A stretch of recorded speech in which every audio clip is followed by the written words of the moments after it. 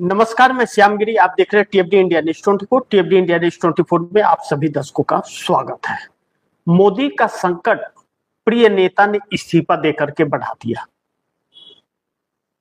हिलने लगी पूरी सरकार। बड़ी महत्वपूर्ण बिंदु पर हम लोग चर्चा कर रहे हैं। मोदी ने ऐसा कभी सोचा नहीं होगा कि मोदी के ने जिसके लिए इतना कुछ किया और जिसे सबसे नजदीक रखा, वही शख्स इस्तीफा दे देगा। लेकिन उस व्यक्ति की हम लोग चर्चा करें कि मोदी के जो प्रिय नेता ने इस्तीफा दिया, उसके पहले भारतीय जनता पार्टी के अंदर जरा झांक लीजिए कि भारतीय जनता पार्टी के अंदर नितिन गडकरी ने क्या कह दिया। आज नितिन गडकरी ने कहा, परिवहन मंत्री हैं हमारे देश के, भारतीय जनता पार्टी के कद्दावर नेता और सबसे पुराने नेता, नरेंद्र मोदी से भी पुराने नेता हैं। नितिन गडकरी ने कहा कि कई बार अच्छे और समर्पित कार्यकर्ता घर की मुर्गी दाल बराबर बन जाते हैं, जबकि बाहर से आने वाले लोगों को अधिक महत्व दिया जाता है।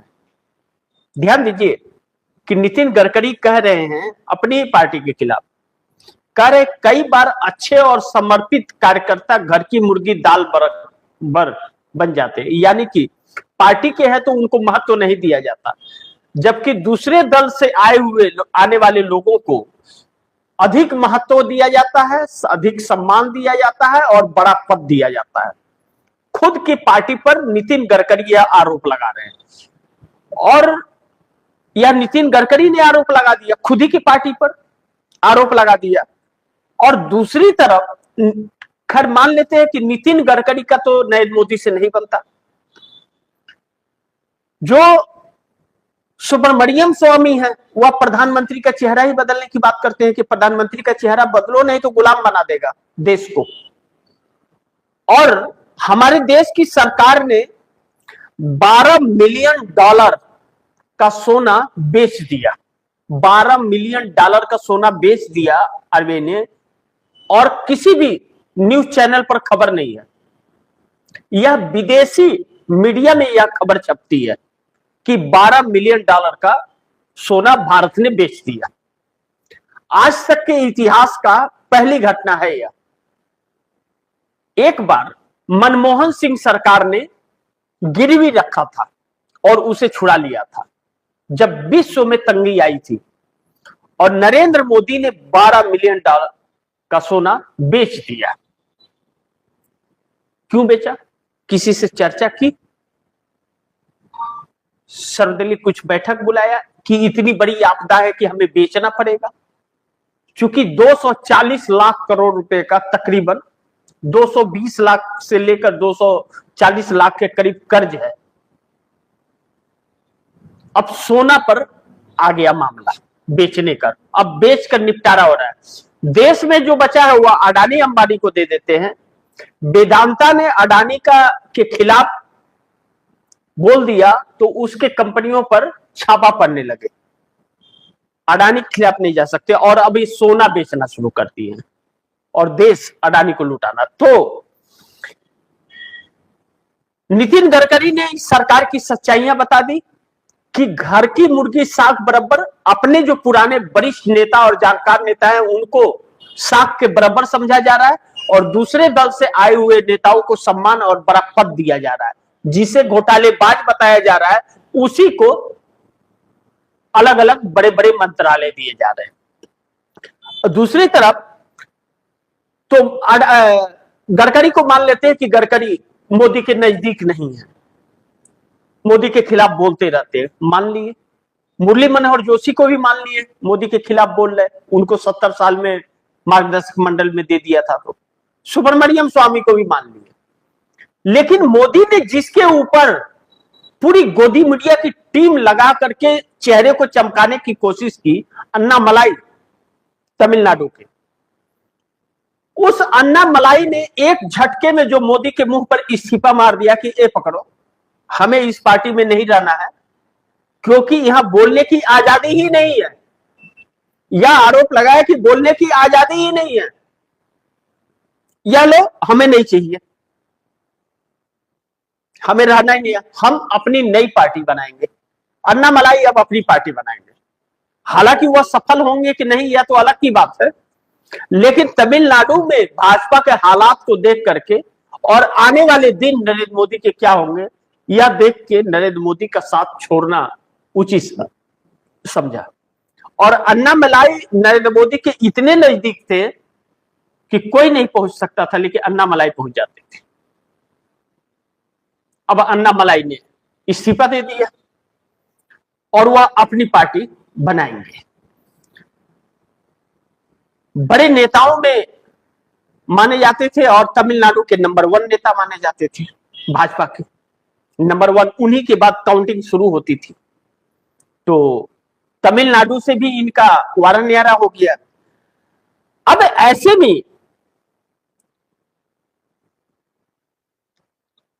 नितिन गडकरी ने बयान दे करके और अन्नामलाई ने इस्तीफा दे करके मोदी सरकार का संकट बढ़ा दिया है। और संकट इस कदर बढ़ाया है कि जो राहुल गांधी ने कही थी कि सरकार गिर जाएगी मोदी की, उसमें शक नहीं लग रहा है। इसके 2-3 कारण हैं। आज एनडीए गठबंधन के अंदर भी सब कुछ ठीक खबर नहीं आई।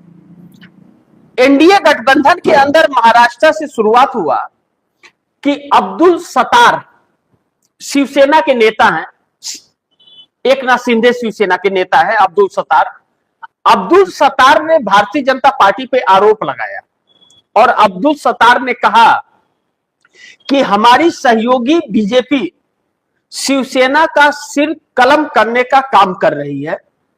गुवाहाटी की कामाख्या देवी हमारे बलिदान को जानती है। मतलब मराठा लोगों ने बलिदान खूब दिया है आन बान शान के लिए, इतिहास गवाह है इसका। तो अब्दुल सत्तार यह कहते हैं कि लेकिन बीजेपी अब उस बलिदान को पूरी तरह से भूल चुकी है। और आगे अब्दुल सत्तार शिवसेना के नेता कहते हैं कि बीजेपी हमारी पार्टी को कई गुटों में बांट रही है। बड़ी ध्यान से समझिएगा। आगे अब्दुल सत्तार शिवसेना के नेता कहते हैं कि बीजेपी हमारी पार्टी को कई गुटों में बांट रही है और शिवसेना को खत्म करने की साजिश रच रही है। बीजेपी पहले ही हमारे अंग तोड़ चुकी है।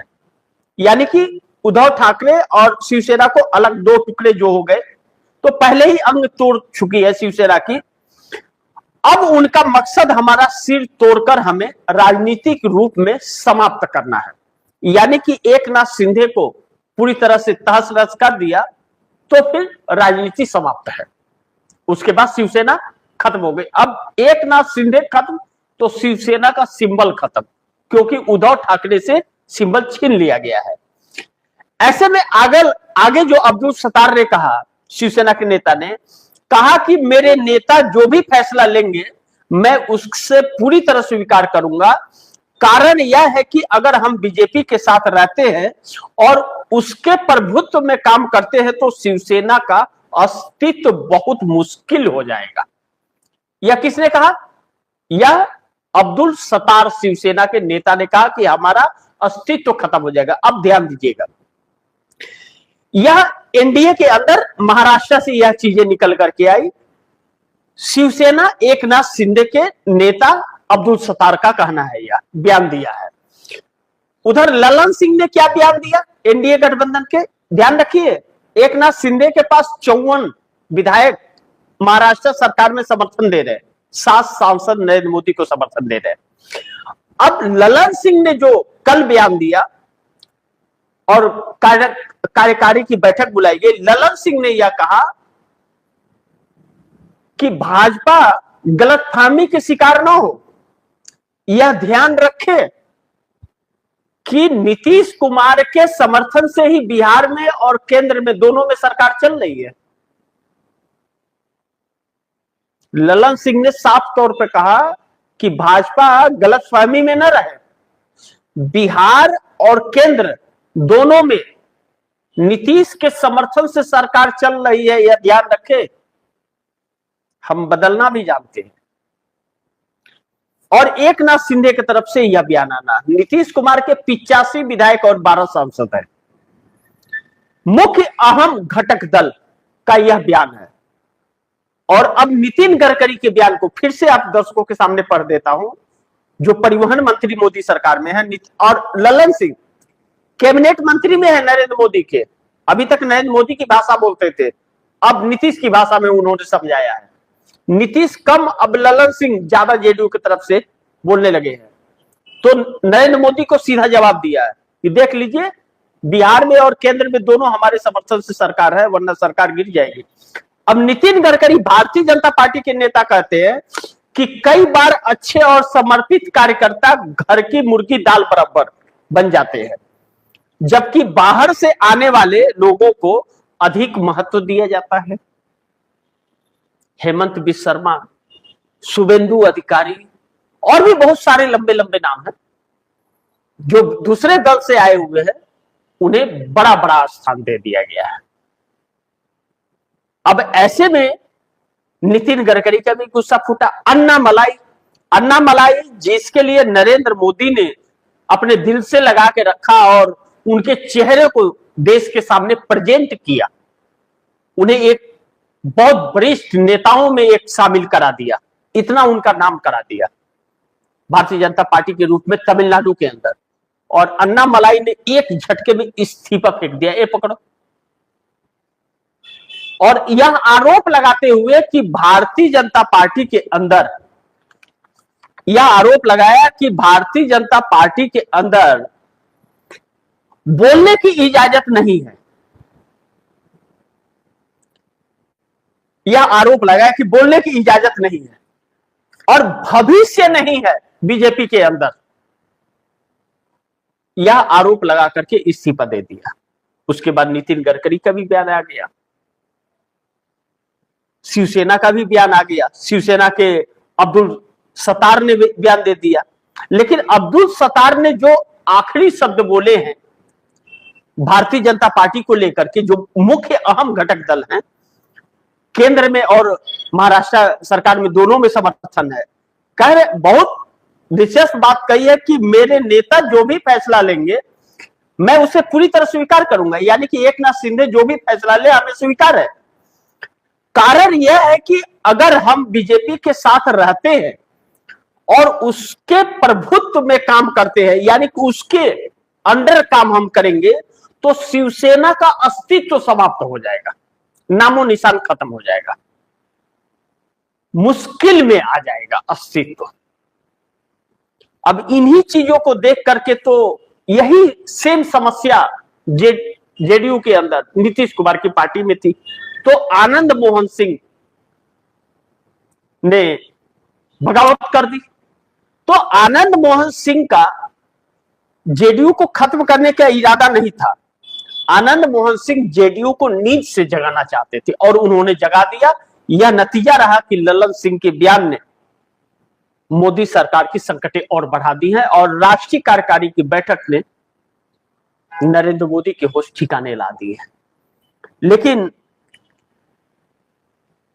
अब यह कह सकते हैं कि जो परिस्थितियां एनडीए गठबंधन और भारतीय जनता पार्टी के अंदर है, वह इस बात के तरफ संकेत कर रही हैं कि राहुल गांधी की बातें सत्य होने जा रही हैं और मोदी सरकार गिर जाएगी। ऐसे ही चलता रहा तो मोदी सरकार गिर जाएगी, इसमें कोई शक नहीं है। जब पार्टी के लोग आपके साथ नहीं रहेंगे, गठबंधन के लोग आपके साथ नहीं रहेंगे, तो फिर आप सरकार कैसे चलाएंगे? आपके पास बहुमत तो है नहीं। अब ऐसे में तोड़ फोड़ की जो कोशिश की जा रही है, कितना सफल होगा यह तो वक्त बताएगा। अभी कुछ कहना जल्दबाजी है, क्योंकि 6 तारीख को इस देश में क्या होगा, पहले तो इस बात का संशय इस सरकार के अंदर बेचैनी है कि युवा सड़क पर आने वाले हैं और कहा जा रहा है 2 करोड़ 20 लाख युवा सड़क पर उतरने वाले हैं। मंजर क्या होगा यह सोचकर नरेंद्र मोदी को रातों रात बैठक करनी पड़ रही है, रात बैठक करनी पड़ रही है, इमरजेंसी बैठक, और चर्चा करना पड़ रहा है कि यह युवा चाह क्या रहे, युवा का इफेक्ट क्या पड़ेगा। अभी इफेक्ट के बारे में चर्चा करते हैं और वह युवा अपने भविष्य की चिंता कर रहे हैं, लेकिन इस्तीफा नहीं देंगे। धर्मेंद्र प्रधान का इस्तीफा नहीं लेंगे, क्योंकि धर्मेंद्र प्रधान मोदी का नहीं, आरएसएस के व्यक्ति हैं। और यह सब एक कमाई का जरिया है, कमाया जा रहा है इसके जरिए। 3,000 साढ़े 3,000 करोड़ रुपए से ज्यादा कमाई इससे की गई है। और यह पेपर लीक एक इनकम का जरिया बना दिया गया है। और यह सरकार लोगों को गुमराह अभी भी कर रही है। लेकिन अन्नामलाई ने और नितिन गडकरी ने जो जवाब दिया, बखूबी जवाब दिया है, सच्चाई ला करके रख दिया। और ललन सिंह ने अपने तेवर से यह दिखा दिया कि भैया अपनी जागीर न समझ लो सरकार को, सरकार बना सकते हैं तो सरकार गिरा भी सकते हैं।